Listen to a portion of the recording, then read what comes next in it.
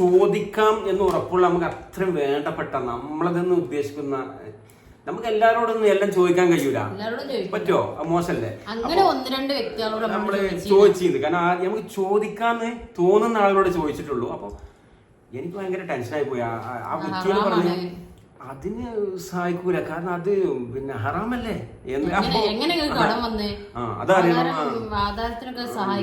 ഹറാമാണ്. ഇത് വീട് പോയിട്ടാണ് ആധാരം കിട്ടിയത്. പക്ഷെ വീട് പോണതിന്റെ മീതൊന്ന് കൈ കിട്ടിയെങ്കിൽ അത് ആരെങ്കിലും ഒന്ന് എടുത്തെന്നെങ്കിൽ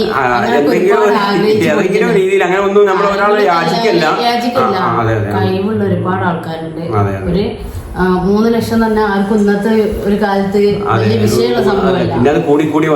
ഒരുപാട് കാര്യമില്ലാത്ത ആവശ്യത്തിനൊക്കെ ആൾക്കാർ പൈസ ചെലവാക്കുന്നുണ്ട്. നേരത്തെ ഒരു വീഡിയോയിൽ പറഞ്ഞില്ലേ, അതേപോലെ തന്നെ ചില ആളുകളൊക്കെ ചിന്തിക്കുന്നത് ആധാരം വെച്ചാല് ഹറാമും പണയം വെച്ചാല് വണ്ടി എന്താണ്.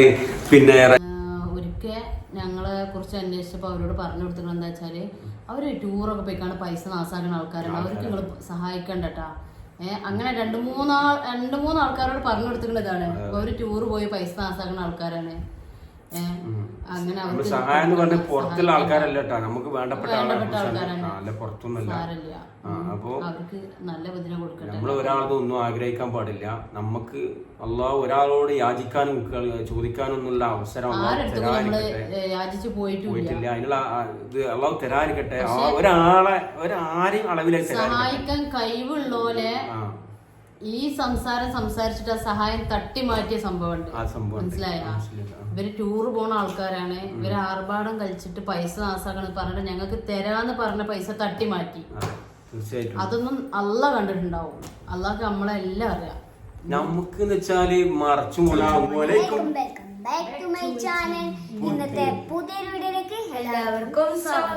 അപ്പൊ എന്തൊക്കെയാ മകളെ വിശേഷങ്ങൾ? സുഖമായിട്ടിരിക്കുന്നു. ഞങ്ങൾ അൽഹംദുലില്ലാഹ് സുഖമായിട്ടിരിക്കുന്നു അല്ലേ? അപ്പൊ നമ്മള് വേറൊരു വിഷയം കൂടെ പങ്കുവെക്കാൻ വേണ്ടിട്ടാണ് ഇപ്പൊ വീഡിയോയിൽ വന്നത്. എന്താണ് മകളോ? അപ്പൊ മോനൊന്ന് പോവണേ. മോനോ ആ വിഷയല്ല പറയാനുള്ളത് മോന് പോവണേ.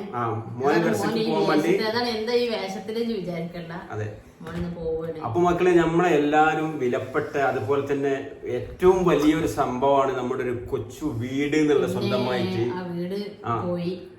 അതിന്റെ വീഡിയോ അൽഹംദുലില്ലാഹ് നമ്മൾ ചെയ്തിരുന്നു. അപ്പൊ വീട് പിന്നെ പോവാനുള്ള മുഖ്യ കാരണം എന്ന് വെച്ചാല് വലിയൊരു കടബാധ്യത ഉണ്ടായിന്. പ്രമാണം ആധാരം ബാങ്കിലായിട്ട് പിന്നെ കുറച്ച് സ്വർണം പണയം അത് കൊടുക്കണം. അങ്ങനെ കൂടി കുറച്ച് എല്ലാ ചില്ലറ കടങ്ങളുണ്ട് ഉണ്ടായിരുന്നു. ടോട്ടൽ എത്ര ലക്ഷം ഉണ്ട്? ടോട്ടൽ 8 ലക്ഷത്തിന്റെ മേലെ തന്നെ മേലുണ്ട്. പക്ഷെ ഞങ്ങളിപ്പോ വീട്ടിയത് 8 ലക്ഷമാണ് വീട്ടിയത്. മേലുണ്ട് ശരിക്ക്.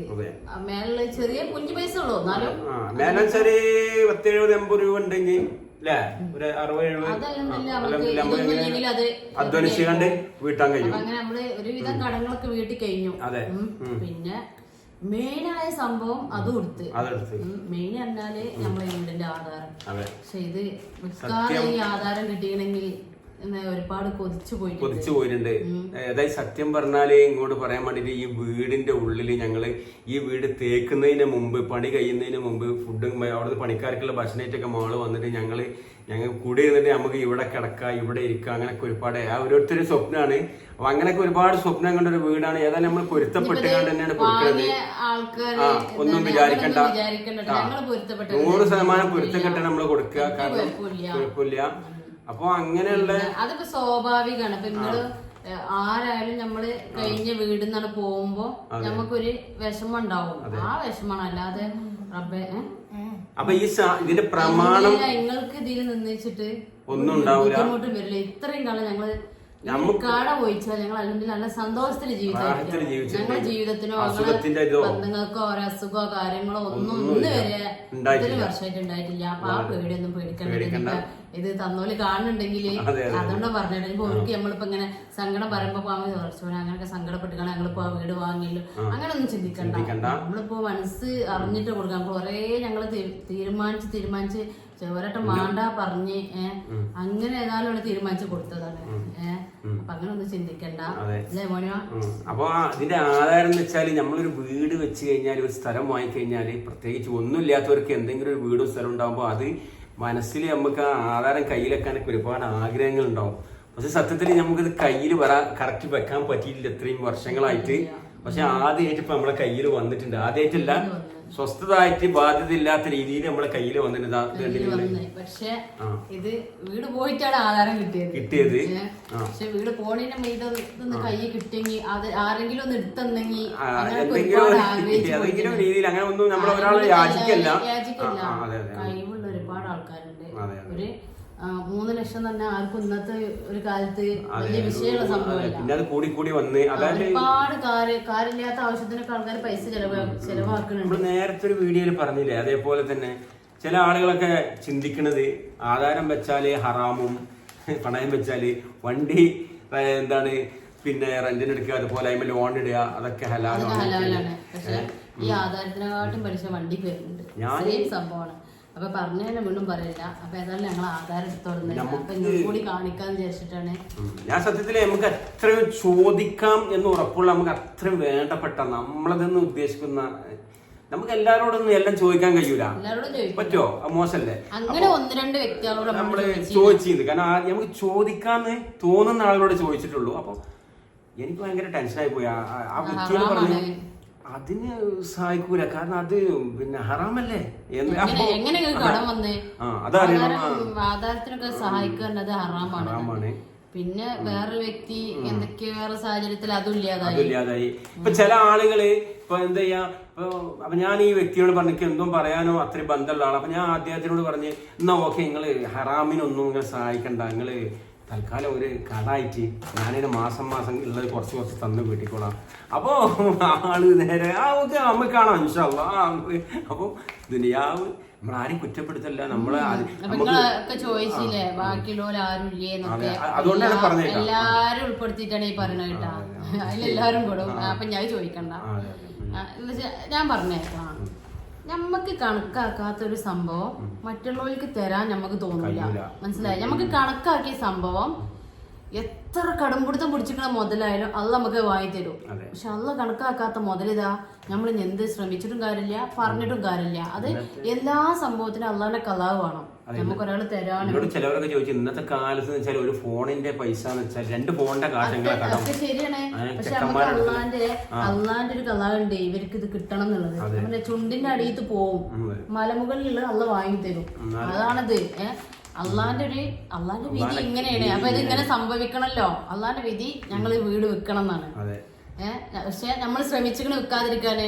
അതുകൊണ്ട് അള്ളാന്റെ വിധിയാണ് പറഞ്ഞാൽ തള്ളല്ല. നമ്മൾ ഒരുപാട് ശ്രമിച്ചിരിക്കണം. അപ്പൊ അള്ളാന്റെ വിധിയാണ് ഇങ്ങനെയൊക്കെ സംഭവിക്കുക. നമ്മുടെ ജീവിതത്തില് നമ്മളിങ്ങനെ ഓരോ യാത്രയിലും നമ്മളത് എങ്ങനെയൊക്കെയാണെന്ന് അള്ള കണക്കാക്കിയിട്ട് അതുപോലെ പോകുള്ളൂ. അല്ല നമ്മളിപ്പോ ഒരാരും കുറ്റം പറഞ്ഞിട്ടോ ആരെ പറഞ്ഞു കാര്യമില്ല. നമ്മക്ക് കണക്കാക്കിക്കണെങ്കിൽ ആ ആളെ കയ്യിൽ അത് കൊടുത്തിട്ടുണ്ടാവും. നമ്മളെ കണക്കാക്കാത്തോണ്ടാണ് ആരെ കയ്യിലോ കൊടുക്കാത്തത്. ഇങ്ങോട്ട് പറയാനേ ഈ ആധാരം വെക്കാന്ന് വെച്ചാൽ ഇങ്ങോട്ട് പറയുന്നത് ഇത്രയും രൂപ മേലേക്ക് വന്നത് എന്തുകൊണ്ടാണ് അറിയങ്ങള്, നമ്മള് ഇവര് ബാങ്കുകാരെ ശല്യം വിളിയും ശല്യമായി നമ്മൾ വീട്ടിൽ നമ്മൾ ഫാമിലി ആയിട്ട് കയ്യല്ല ഓവർ ശല്യം. നമ്മൾ എന്ത് ചെയ്യും, വേറൊരു പോയി കണ്ടുകൊണ്ട് ഈ തൽക്കാലം കുറച്ച് അടച്ചിട്ട് അവരെ നിർത്തും. അപ്പൊ അങ്ങനെ ചെയ്യുമ്പോ നമുക്ക് വീട്ടിലുള്ള സമാധാനം ഉണ്ടാവും. അപ്പൊ നമ്മൾ ചിന്തിക്കണ അപ്പത്തെ സാഹചര്യം എന്താ ചിന്തിക്കണേ, നമ്മളെ വീട്ടിലുള്ളവരെ സമാധാനപ്പെടുത്തുക, അവര് വിളിച്ചുകൊണ്ടും വന്നുകൊണ്ടും നമ്മളെ ശല്യപ്പെടുത്തൽ ഒഴിവാക്കി. ശല്യപ്പെടുത്താൻ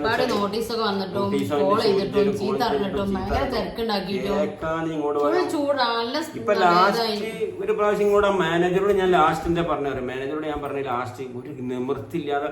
അന്നൊക്കെ നമ്മളെ വീട്ടില് മര്യാദക്ക് മീൻ വാങ്ങാൻ കാശില്ല, ഉള്ളത് പറയാലോ. നമുക്ക് യൂട്യൂബ് ചാനലുണ്ട്, നമുക്ക് പിന്നെ പണിക്കും കാര്യങ്ങളൊക്കെ പോയിട്ട്. പക്ഷേ ഇപ്രാവശ്യം കുറേ പണി കുറവേന്ന് മഴ വന്നതിന് ശേഷം. അപ്പോൾ റെഡ് അലൗട്ടും അതുപോലെ തന്നെ കരിങ്കല്ലെടുക്കാൻ പാടില്ല നിരോധനമൊക്കെ വന്നതിന് പേര് എൻ്റെ പണി തന്നെ ഇല്ലേ ഞാൻ. അപ്പോൾ നമ്മുടെ വീട്ടിൽ കുറച്ച് ബുദ്ധിമുട്ടുള്ളത് പറയുമ്പോൾ കളവ് പറയേണ്ട കാര്യമില്ല. അപ്പോൾ ആ സമയത്ത് ഇതേ അങ്ങനെ വിളിച്ച് നമ്മളെ ലാസ്റ്റ് ഞാൻ അത് ഒരിക്കൽ വിളിച്ചപ്പോൾ അത് പിന്നെ ഹെഡ് ഓഫീസിൽ നിന്നാണ് ഇപ്പോൾ വിളിക്കുന്നത്, നേരത്തെ അവിടുന്ന് വിളിച്ചത്. അങ്ങനെ വിളിച്ച് ശല്യപ്പെടുത്താൻ ഞാൻ പറഞ്ഞു, നിങ്ങൾ പറ്റുന്ന വഴികൾ ഞാൻ നോക്കി ദയവ് ചെയ്ത് വിളിച്ച് ഇങ്ങനെ പച്ചക്ക് ഞങ്ങളെ കൊല്ലല്ലേ, നിങ്ങൾക്ക് എന്ത് വഴിയാ സ്വീകരിക്കാൻ പറ്റുക നിങ്ങൾ സ്വീകരിച്ചോളൂ, നിങ്ങൾ ഏറിപ്പോയി സ്ഥലം വീടും കൊണ്ടുപോയല്ലോ നിങ്ങൾ കൊണ്ടുപോയിക്കോളി. സമാധാനം ഒരുപാട് ആളുകൾ വീട് വിൽക്കാനിട്ടാണെങ്കിലും ഞങ്ങൾ ഒരുപാട് പ്രാവശ്യം വീട് വിൽക്കാൻ ചോദിച്ചു വന്നപ്പോൾ ഞങ്ങൾ കൊടുക്കണില്ല എന്ന് പറഞ്ഞ് ഒഴിവാക്കി, കാരണം കൊടുക്കാൻ കഴിയും. ലാസ്റ്റ് ഇത് ഒരു വഴിയില്ലാന്ന് കണ്ടപ്പോ ഓക്കെ പിന്നെ ഉമ്മ വെക്കണ്ട പറഞ്ഞിട്ട് അങ്ങനെ ഒഴിവായി. ഇതിന്റെ എല്ലാ കാര്യങ്ങളും ചെയ്തത് ഉമ്മ വലിയ പെങ്ങളെ വീട്ടിൽ അമ്മ ഉള്ളത് അമ്മ ഇവിടെ ഉണ്ടാവുമ്പോ ഈ വിക്കലും ഒന്നും നടക്കൂല. ഷോക്കായി പോകും, വിഷമായി പോകും, കച്ചവടക്കാരൊന്നും പറ്റൂല.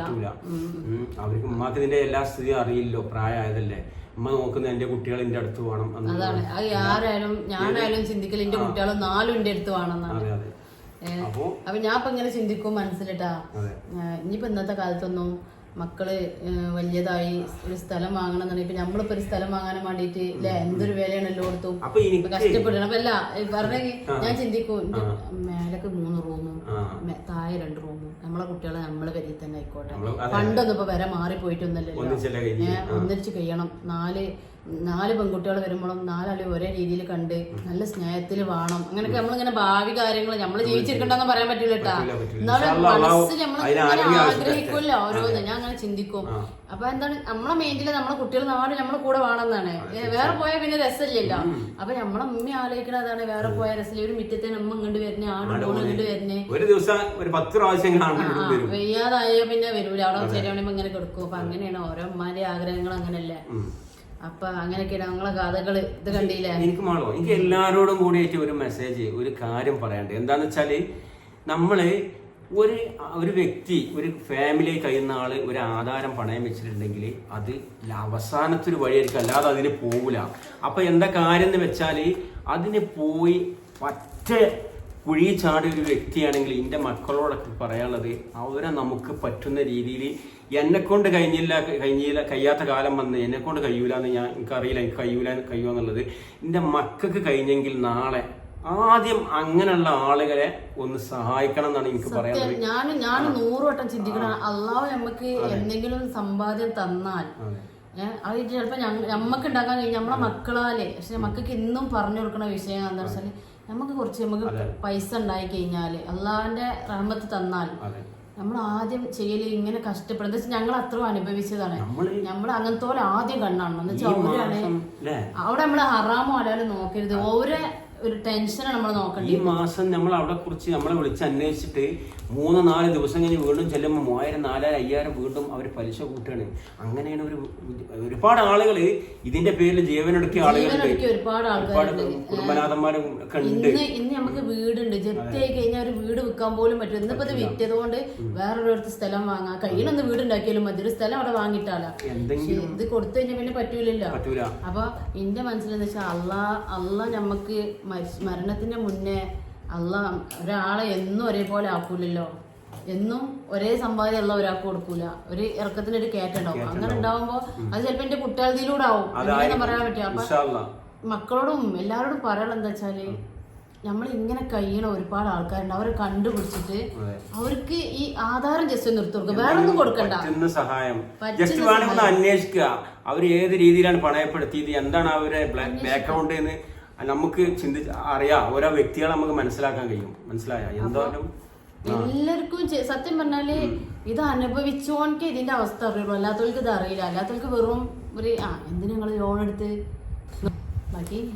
അപ്പോ അങ്ങനെയൊക്കെയാണ്. എന്താന്ന് വെച്ചാല് ആർക്കും ലോൺ എടുക്കാനോ ആധാരം വെക്കാനോ എന്നുള്ള ഒരു അവസ്ഥ വരാതിരിക്കട്ടെ, ആമീൻ എന്ന് പ്രാർത്ഥിക്കണേ. അപ്പൊ നേരത്തെ പറഞ്ഞ പോലെ നമ്മുടെ മക്കളോട് പറയുമ്പോൾ തന്നെ പുതിയ തലമുറയോടൊക്കെ പറയണേ, ഇങ്ങനെയുള്ള വ്യക്തികളെ ജസ്റ്റ് ഒന്ന് നിങ്ങള് ഹെൽപ്പ് ചെയ്യണമെന്നുണ്ട് അഭിപ്രായം. കഴിയുന്ന ആളുകൾ, കാരണം നമ്മൾ ഇന്നത്തെ കാലത്ത് ഒരു നല്ലൊരു ഫോണ് വാങ്ങാൻ, നല്ലൊരു വണ്ടി വാങ്ങാൻ, അല്ലെങ്കിൽ നല്ല എന്തെല്ലാം രീതിയിൽ നല്ലൊരു കല്യാണത്തിന്റെ ഡ്രസ് കോഡ്, അതിനോട് പല രീതിക്കും നമ്മൾ വലിയ ലക്ഷങ്ങൾ ചെലവാക്കുന്നുണ്ട്. പക്ഷെ എത്ര വലിയ എമൗണ്ട് ചെലവാക്കുന്ന കാലാണ്. പക്ഷെ അപ്പൊ നമ്മൾ എന്ത് ചെയ്യണം, കണ്ണീര് ഒപ്പണം എന്നാണ് എൻ്റെ അഭിപ്രായം. കാരണം അത് അവർ യഥാർത്ഥമാണോ ജസ്റ്റ് അടുത്തുള്ള വീട്ടിൽ എല്ലാവരും അന്വേഷിച്ച് എന്തെങ്കിലും അവരെ നിജസ്ഥി ഉണ്ടെങ്കിൽ എല്ലാം ചിലപ്പോൾ പുറത്ത് കാണുന്ന രൂപ അവരകത്ത് മനസ്സിലാക്കാൻ ചിലരെ നമ്മളെ കുറിച്ചൊക്കെ പറയുന്നുണ്ട്. നമ്മൾ എന്തെങ്കിലും പെരുന്നാൾ എന്തെങ്കിലും ആകുമ്പോൾ ഞങ്ങൾക്ക് ആരുമില്ല, ഞങ്ങൾ എവിടേക്കും പോകാം, നമ്മൾ ജസ്റ്റ് ഒന്ന് ഒരു 1000-2000 രൂപ എണ്ണ അടിച്ചാൽ ഞങ്ങൾ ജസ്റ്റ് പല ഭാഗത്തും പോയി വരും. ഒന്ന് രണ്ടാമെന്ന് വെച്ചാൽ നമ്മൾ അതിന് ഉദ്ദേശിക്കുന്നത് ജസ്റ്റ് ഒരു പോക്ക് നമുക്ക് നമ്മുടെ യൂട്യൂബിൽ ഒരു വീഡിയോ, 2-3-4 വീഡിയോ ഒന്നിച്ച് നമുക്ക് ആവും ആ പോക്കില്. അപ്പോൾ നമുക്ക് മനസ്സിനൊരു സമാധാനമാണ്. ഞങ്ങളൊക്കെ പോക്കുകൾ വീഡിയോയിലൊക്കെ കണ്ടിട്ടുണ്ടാവും. ഞങ്ങൾ ആർഭാടമായിട്ട് റെസ്റ്റോറൻറ്റ് അല്ലല്ല, ഒരു 2000 രൂപ, ഒരു 2000 രൂപന്റെ ചെലവ് ഞങ്ങൾക്ക് വന്നിട്ടുള്ളൂ. അപ്പോ എന്താ സംഭവിച്ചത്, 2000 രൂപ വലിയ വലിയ സംഖ്യയാണ്. അത് അടച്ച അത്രയും കുറഞ്ഞ സത്യമാണ്. എന്നോട് ഒരുപാട് ആൾക്കാർ പറഞ്ഞിട്ട് ആ 2000 രൂപ എനിക്ക് ബാങ്കിൽ അടച്ചുകൂടായിരുന്നു നന്ദി. അത് വളരെ സത്യമാണ്. പക്ഷെ ആ 2000 രൂപ പക്ഷെ നമ്മുടെ മനസ്സിനൊരിതില്ല, നമ്മൾ അകത്തിങ്ങനെ ഇരിക്കാണ്, എവിടേക്കും പോകാനില്ല, ഒന്നുമില്ല, ആരും വരാനില്ല, ആഗ്രഹം ഉണ്ടാവില്ല, ബുദ്ധിമുട്ടായി തെരുവിൽ കിടക്കണവർക്കും ആഗ്രഹം ഉണ്ടാവും. അപ്പൊ നമ്മൾ അതിന് ശവത്ത് കുത്തരുത്, അതാണ് ചെയ്യുന്നത്. അപ്പൊ പറയാനുള്ളത് വെച്ചാല് ഒരിക്കൽ ഞങ്ങളെ കുറിച്ച് അന്വേഷിച്ചപ്പോ അവരോട് പറഞ്ഞു കൊടുത്തത് എന്താ വെച്ചാല് അവര് ടൂറൊക്കെ പോയിക്കാണ്ട് പൈസ നാസാക്കുന്ന ആൾക്കാരാണ്, അവർക്ക് നിങ്ങൾ സഹായിക്കണ്ടട്ടാ. അങ്ങനെ രണ്ട് മൂന്ന് ആൾക്കാരോട് പറഞ്ഞു കൊടുത്തിട്ടുള്ളതാണ്. അവര് ടൂർ പോയി പൈസ നാസാക്കുന്ന ആൾക്കാരാണ്. അങ്ങനെ സഹായം എന്ന് പറഞ്ഞ പുറത്തുള്ള ആൾക്കാരല്ല കേട്ടോ, നമുക്ക് വേണ്ടപ്പെട്ട ആൾക്കാരാണ്, പുറത്തൊന്നുമല്ല. അപ്പോ അവർക്ക് നല്ല ബുദ്ധിനെ കൊടുക്കട്ടെ. നമ്മൾ ഒരാളത് ഒന്നും ആഗ്രഹിക്കാൻ പാടില്ല. നമുക്ക് അള്ളാഹു ഒരാളോട് യാചിക്കാനും ചോദിക്കാനൊന്നുള്ള അവസരം പോയിട്ടില്ല. അതിനുള്ള ഇത് അള്ളാഹു തരാതിരിക്കട്ടെ. ഒരാരെയും അളവിലേക്ക് സഹായിക്കാൻ കഴിവുള്ളോലെ ഈ സംസാരിച്ചിട്ട് ആ സഹായം തട്ടി മാറ്റിയ സംഭവമുണ്ട്. മനസ്സിലായ? ഇവര് ടൂറ് പോണ ആൾക്കാരാണ്, ഇവര് ആർഭാടം കഴിച്ചിട്ട് പൈസ നാസാക്കണം പറഞ്ഞിട്ട് ഞങ്ങൾക്ക് തരാന്ന് പറഞ്ഞ പൈസ തട്ടി മാറ്റി. അതൊന്നും അള്ള കണ്ടിട്ടുണ്ടാവും. അള്ളാഹ്ക്ക് നമ്മളെല്ലാം അറിയാം. നമുക്ക് വെച്ചാല് മറച്ചും ഒളിച്ചൊന്നുമില്ല. ഞങ്ങളുടെ ജീവിത എല്ലാ കാര്യങ്ങളും നമ്മുടെ യൂട്യൂബ് ചാനലിൽ കംപ്ലീറ്റ് ഉൾപ്പെടുത്താറുണ്ട്. നമ്മൾ പോകുന്നത് വരുന്നത് എവിടെ പോയി ഓരോ ദിവസത്തും വ്ളോഗിൽ ഉൾപ്പെടുത്താറുണ്ട്. വേറെ ഒന്നുമില്ല. ഇപ്പൊ ഞങ്ങൾ ടൂർ പോയപ്പോൾ നിങ്ങൾ കണ്ടിട്ടുണ്ടാവും, നമ്മൾ ആ സ്റ്റൗ കൊണ്ടുപോയി പുറത്ത് ചെറിയ എന്തെങ്കിലും നമ്മൾ അവിടെ ജസ്റ്റ് എന്തെങ്കിലും ഒരു കടയിൽ റൈസ് ഉണ്ടാക്കി ചായ കുടിക്കാൻ അവിടെ നിന്ന് ഉണ്ടാക്കി പുറത്തുനിന്ന് കഴിക്കണില്ല. ഞങ്ങൾ കാണുന്നുണ്ടാവും. അപ്പൊ നമ്മുടെ കുട്ടികളോ വാങ്ങാൻ പൈസ ഓർമ്മയില്ല, അങ്ങനെ കണ്ട് ആസ്വദിച്ചു പോയി. നമ്മളെ കുട്ടികളും അതിന് ചേർന്ന് ഇവർക്കും പിന്നെ പ്രശ്നമില്ല. നമ്മളെ കുട്ടികളെന്ന് വെച്ചാല് ഒന്നും ഇല്ലെങ്കിലും നമ്മളോട് ചേർന്ന് അതിന് യോജിച്ച് ഞങ്ങൾക്ക് അത് വേണം, ഇത് വേണം, അങ്ങാടി കണ്ടാൽ അത് ഞങ്ങൾക്ക് വേണം, അല്ലെങ്കിൽ ഇന്ന ഫുഡ് വേണം, ഇന്ന വേണം, അതൊന്നും ചോദിക്കൂല. നമ്മളെന്താ വാങ്ങി കൊടുക്കണേ, എനിക്ക് എന്താ വേണ്ടി, എന്തായാലും കുഴപ്പമില്ല, എന്തായാലും കുഴപ്പമില്ല, അങ്ങനെ പറഞ്ഞു. എനിക്ക് ഇന്നത് വേണം തന്നെ വാശി പിടിക്കൂല. അപ്പൊ അങ്ങനെയൊക്കെയാണ്. അപ്പൊ ഈ ഫോട്ടോകൾ കണ്ടില്ലെങ്കിൽ കാണിച്ചു തരട്ടെ. ഞങ്ങളെ ഭയങ്കര ഞങ്ങളെ കണ്ടില്ലേ, ഇത് ഞാനിതാ ഭാവത ആ നീല ഞാൻ താടില്ലാത്ത ഭാവ നേരത്തെ ഇവരെ അൽമറയിലുണ്ടാവും ഉണ്ടാവും. അപ്പൊ അത് കൊണ്ടുവന്നിട്ട് വരുന്ന ആൾക്കാർ അൽമറയിലുണ്ടാവും. കുറച്ച് ഗ്യാപ്പ് ഉണ്ട് നമുക്ക് ഇവിടുന്ന് പോവാനല്ലേ. പക്ഷെ ഈ വീട്ടിൽ നിൽക്കുന്നവർക്ക് അതിന്റെ ഒരു വിധി കൊടുക്കാതിരിക്കട്ടെ.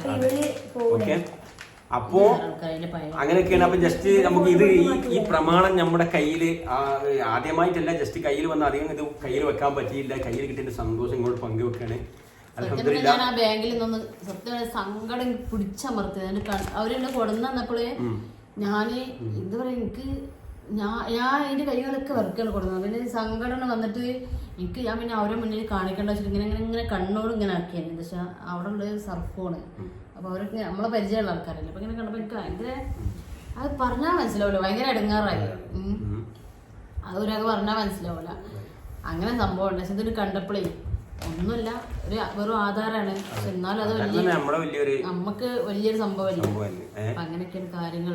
എല്ലാവരും പ്രാർത്ഥിക്കൊണ്ടേ ഇനി ഒരു വീടും ഒരു 2-3 സെന്റ് സ്ഥലത്ത് ഒരു ചെറിയൊരു കൊച്ചു വീടൊക്കെ ആയി. ഒരുപാട് ആൾക്കാർ ആധാരം വെച്ചവരുണ്ട് നമ്മളെ ഫാമിലിയിൽ തന്നെ കഷ്ടപ്പെടുന്നോല്. അപ്പൊ അവർക്കൊക്കെ അള്ളാഹു എന്തെങ്കിലും ഒരു വഴി ഇറക്കി കൊടുക്കട്ടെ. വിൽക്കാനൊന്നുമില്ലാതെ ആ കടം നികത്തി അങ്ങനത്തെ ഒരു അവസ്ഥ വരാത്ത രീതിയിൽ കടം നികത്താനുള്ളൊരു വഴി കൊടുക്കട്ടെ. ബാങ്ക് ഏറ്റവും വലിയ ക്യാൻസർ രോഗമാണ് ബാങ്ക്. ബാങ്ക്പരമായി പോകരുത് ആരും. പച്ചക്ക് തിന്നണ ഒരു സംഭവമാണ് ഒരു ബാങ്ക് എന്ന് പറഞ്ഞാല്. ഒരു ദിവസം ഇന്നിപ്പോ അടക്കാള് ഞങ്ങൾ നാളെ വരാന്ന് പറഞ്ഞ ഇന്നൊരു സംഖ്യ ഉണ്ടെങ്കിൽ നാളെ ആ സംഖ്യ കൂടിയിട്ടുണ്ടാവും. ചെറിയ മാറ്റമൊന്നുമല്ല. ഞങ്ങൾ ബാങ്ക് പോയിട്ട് ഇന്നത്തെ കാര്യങ്ങൾ അന്വേഷിച്ച് ഇത്ര രൂപന്ന് എഴുതി വാങ്ങി. പക്ഷെ പിറ്റേന്ന് അന്ന് പിന്നെ പിറ്റേന്ന് പോകാൻ പറ്റിയില്ല. അതിന്റെ പിറ്റേന്ന് പോയപ്പോ അതിന് 500 രൂപ കൂടി. 500 എത്ര പൈസ? അതായത് കുഞ്ഞിപ്പ എഴുതി വാങ്ങിയപ്പോ 3000 ചെറിയ സംഖ്യ ആയിട്ടാ. 3000 ഉള്ളത് വീണ്ടും ചെന്നപ്പോ 9000 ചില്ലാണ്. 9000 3000 അല്ല 500 അല്ല 3000 ഉള്ളത് 6000 രൂപയാണ് കൂടി. ഏകദേശം 5-ാം മാസം ചോദിച്ചത് 6-ാം മാസം പോയപ്പോഴേ കുഞ്ഞിപ്പ അതേപോലെ ഒരു വ്യക്തിനോട് ആരോടെ ചോദിക്കാൻ വേണ്ടിട്ട് നമ്മളെ ബാങ്കിത്തെ കണക്കുകളൊക്കെ ചോദിച്ചു വാങ്ങിന്ന്. എത്ര രൂപ ഉണ്ടെന്നൊക്കെ കുഞ്ഞിപ്പാക്ക് എന്നാ ഒരിക്കലും ചിന്തിക്കാൻ പോലും പറ്റും. അവന് ഭയങ്കര ഇടങ്ങേറുണ്ട്. ഞങ്ങൾ ഇവിടുന്ന് പോവുക വെച്ചാൽ എന്താ വെച്ചാൽ അവര് രണ്ടാളും തന്നെ അങ്ങനെ കീഴാണ്. അപ്പൊ കുഞ്ഞിപ്പ ബാങ്ക് പോയിട്ട് എഴുതി വാങ്ങി എത്ര രൂപ കടണ്ട് അങ്ങനൊക്കെ എഴുതി വാങ്ങിയപ്പോ അന്നത്തെ പൈസ എത്രയാണ് 6000 ഉള്ളത് അല്ലേ? അന്ന് 3000 സംതിങ്. ഇപ്പൊ ഞങ്ങൾ ചെന്ന് ചോദിച്ചപ്പോ 9000 ആയിരിക്കണം. എത്ര ദിവസമായിട്ടുള്ളൂ? ഒരു മാസമായിട്ടില്ല, 15 ദിവസമായിട്ടുള്ളൂ. അപ്പൊ 9000 ഇൻട്രസ്റ്റ് കൂടിയിട്ട് എത്ര പൈസ കൂടി ആലോചിച്ച് നോക്കുകയാണെ. അപ്പൊ അതാ പറഞ്ഞ ബാങ്ക് പറഞ്ഞാല് പച്ചക്ക് നമ്മളെ കാർന്ന് ക്യാൻസറാണ്. ബാങ്ക് ക്യാൻസറാണ്. സർക്കാര് ഒന്നിനും കൊള്ളാത്തവരാണ് സ്വന്തം ഒരു 4 സെന്റ് ഭൂമി നമ്മളെ വീടൊക്കെ പണയം വെക്കുന്നത്. സർക്കാരൊക്കെ ശരിക്ക് അത്ര കൊള്ള ചെയ്യരുതെന്നാണ് എന്റെ അഭിപ്രായം. നമ്മുടെ സർക്കാർ ഏത് സർക്കാരായാലും നമ്മളൊരു പാർട്ടിന്റെ ഇതിൽ പറയല്ല, ഏത് സർക്കാരായാലും എന്റെ അഭിപ്രായം അത്രയും ഒരു പ്രത്യേകിച്ച് 4 സെന്റ് വീടും സ്ഥലവും വെക്കുന്ന എന്തിനാണ്? അവർക്ക് ഒരു നിർവ്വാഹമില്ലേറ്റാണ്. അപ്പൊ അത് എന്ത് ചെയ്യാ? ഇത്രയും വലിയ കൊള്ളപ്പലിശ വാങ്ങിയിട്ട് ജസ്റ്റ് എന്തെങ്കിലുമൊക്കെ ഞാൻ ലാസ്റ്റ് ഞങ്ങൾ പോയിങ്ങാണ്ട് അവരോട് കെഞ്ചി ചോദിച്ചിട്ടാ. ലാസ്റ്റ് ഞങ്ങളോട് പോയിങ്ങാണ്ട് ഒരാൾ പറയും സെക്രട്ടറിനെ കണ്ടാൽ മതി, സെക്രട്ടറി പറയും നമ്മുടെ ഇന്ന നേതാവിനെ കണ്ടാൽ മതി. അങ്ങനെ ഒരുപാട് നേതാക്കന്മാരൊക്കെ ഞങ്ങൾ കണ്ട്. ഈ നേതാക്കന്മാരൊക്കെ കണ്ട് ഞങ്ങൾ ചോദിച്ച് ഞങ്ങൾ മുതലേതായാലും ഞങ്ങൾ അടക്കുന്നുണ്ട്. ഒരു മിനിറ്റ്, മുതലേതായാലും ഞങ്ങൾ അടക്കുന്നുണ്ട്.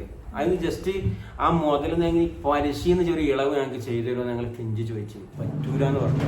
മനസ്സിലായ? അത് വേണമെന്നുണ്ടെങ്കിൽ മാർച്ച് മാസത്തിൽ മാത്രം സർക്കാർ ആനുകൂല്യങ്ങളുള്ളൂ, ഇപ്പൊ ചെയ്തു തരാൻ പറ്റൂല എന്ന് പറഞ്ഞു. മനസ്സിലായ? അതാണ് നമ്മുടെ ലോകം, നമ്മുടെ നാട്, നമ്മുടെ കൊച്ചു കേരളം എന്ന് ഞാൻ പറയാൻ ആഗ്രഹിക്കണേ. എന്താ പറയാ, എത്ര ഗതി കെട്ടാലും ഇതാ എന്താ നമുക്ക് ചെയ്യാനുള്ളത്? അവിടെ കിടന്നോട്ടെ. രോഗം അല്ലല്ലോ, രോഗമില്ലാത്ത ഒന്നിനും അതെ നിങ്ങൾ ഇത് ചെയ്യാതിരിക്കുക. അത്ര പറയാനുള്ളൂ. ഞങ്ങളിപ്പോ ഇത്രയും പഠിച്ച പാഠങ്ങളാണ്. പിന്നെ ദുനിയാവില് മരണം എന്നല്ലാത്ത രോഗമല്ലാത്ത ഒരു സംഭവത്തിനും ഇത് ചെയ്യാതിരിക്കുക. ചിലപ്പോൾ ഒരു ഇടപാടിനും പോകരുത്. എല്ലാം ആളെ പച്ചക്ക് തിന്നാണ്. ബാങ്ക് പരമായ ഒരു ഇടപാടിനും പോകാൻ പാടില്ല.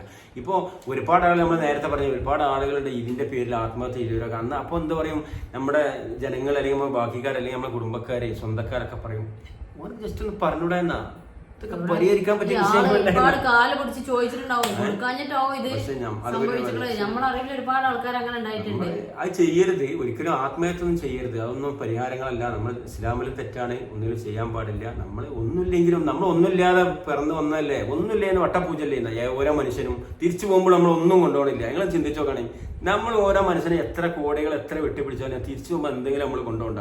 ചിന്തിച്ചു നോക്കണേ. ഞാൻ എപ്പോഴത്തെ ദിവസം ഞാൻ ഒരു മീഡിയയിൽ കണ്ട ഒരു സംവിധായകൻ, സിനിമ എന്താണ് തമിഴ് സിനിമ സംവിധായകന് ജസ്റ്റ് മരിച്ചിട്ട് അവിടെ അദ്ദേഹത്തിന്റെ ശവസംസ്കാര ചടങ്ങിന് അടി കൂടി തന്നെ കുടുംബാംഗങ്ങളെ കൂടി സ്വത്തിന് വേണ്ടി അടി കൂടുന്നുണ്ട്. അതെ, എന്താണ് കൊണ്ടുപോയത്? നിങ്ങളൊന്ന് ചിന്തിച്ചു നോക്കി. ഒന്നും വേണ്ട.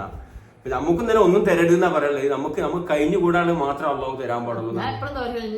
നമുക്ക് കൂടുതൽ പൈസ പരീക്ഷിക്കല്ല. ഏത് നേരം പറയണം ഒന്നും വേണം. എന്ത് കഴിഞ്ഞു അള്ളാഹു മാറാരോഗങ്ങൾ തൊട്ടും പെട്ടെന്നുള്ള മനോഹരം അള്ളാഹു കാത്തിരക്ഷിക്കട്ടെ നമ്മളെല്ലാരും. അത്രേ ഉള്ളൂ. ഇങ്ങനെ അന്നാന്ന് നയിച്ച് നമ്മളെ വീട് സ്വന്തമായിട്ടൊരു വീട് വേണം, സമാധാനത്തിന് ജീവിക്കണം. അന്നാന്ന് നയിച്ചു കൊടുക്കുന്ന ആ ഭക്ഷണം കൂടി തിന്നണം. അത് രസം വേറെ, അത് വേറെ രസമാണ്. അപ്പൊ അങ്ങനെയൊക്കെ ഉള്ളു ഞങ്ങളെ വിശേഷങ്ങൾ ഇട്ടാ. അപ്പൊ ഇനി മോനെ കൊണ്ടാക്കാൻ പോവാണ്ട്. മോനെ ഇനിയിപ്പോ വ്യാഴ്ച കണ്ടാൽ വരും വേണം. മോറും 10 അല്ലേ, അതിങ്ങോട്ട് വരും വേണം. അപ്പൊ ഇത്രേ ഉള്ളൂ. പിന്നെ എന്തെങ്കിലും കൊതിടിച്ചിട്ടുണ്ടാ? അപ്പൊ ഇനി നമുക്ക് ഇപ്പോഴൊക്കെ നമ്മൾ ടെൻഷനുള്ള വീഡിയോ ഒന്ന് രണ്ടും കേട്ടെ, ഞാൻ സന്തോഷമുള്ള വീഡിയോ ഒക്കെ കേൾക്കണം. അങ്ങനെയാണ് പറയുന്നത്. നമ്മൾ സാഡ് മാത്രം പറഞ്ഞുകൊണ്ട് നിങ്ങളെ സാഡാക്കാൻ പാടില്ല. നിങ്ങളും ഹാപ്പി ആണോ? അൽഹംദുലില്ലാഹ് നമ്മളും ഹാപ്പി ആണോ അല്ലേ? ഒരുപാട് ആള് പ്രാർത്ഥന ഉണ്ട് കേട്ടോ. കമന്റിനെ കണ്ട് ഒരുപാട് ആള് കമന്റ് ഇട്ടിരിക്കുന്നത്. സന്തോഷം, ഭയങ്കര സന്തോഷം. അൽഹംദുലില്ലാഹ് നിങ്ങൾക്കും അള്ളാന്റെ റഹ്മത്തും ബർക്കത്തും ഉണ്ടാവട്ടെ. ആമീൻ. തിരിച്ചും ഉണ്ടാവട്ടെ. നിങ്ങൾ ഞങ്ങൾക്കും വേണ്ടി ഒരുപാട് ദുആ, അപ്പൊ അതേ ദുആ തിരിച്ചും ഉണ്ടാവട്ടെ. ആമീൻ. പിന്നെ ചാനൽ ആദ്യമായിട്ട് കാണുന്നവരുണ്ടെങ്കിൽ ഒന്ന് സബ്സ്ക്രൈബ് ചെയ്യുക, ലൈക്ക് ചെയ്യുക, ഷെയർ ചെയ്യുക. നിങ്ങളുടെ അഭിപ്രായങ്ങൾ നല്ലതായാലും ആകാത്തവരും അഭിപ്രായങ്ങൾ കമന്റിലൂടെ അങ്ങോട്ട് അറിയിക്കുക. അപ്പൊ നമുക്ക് സന്തോഷം. സന്തോഷത്തിനാണ് ആ ലൈക്ക് ഇടുന്നത്. അതെ, ചിലതിനൊക്കെ പറ്റുന്നതിനൊക്കെ ഞാൻ മറുപടി. അപ്പൊ നമ്മുടെ അഭിപ്രായം പറയാനും കമന്റ് ചെയ്യാനും നമ്മളെ ഉപദേശിക്കാനും ശാസിക്കാനും എല്ലാം ആൾക്കാരുണ്ട്. നമുക്ക് ഒരുപാട് പേരുണ്ട്, ഒറ്റയ്ക്കല്ല എന്നൊരുപാട് സന്തോഷം ഉണ്ടാവും കമന്റ് ചെയ്യുകൊണ്ട് അല്ലേ? എല്ലാവർക്കും ബൈ ബൈ ബൈ.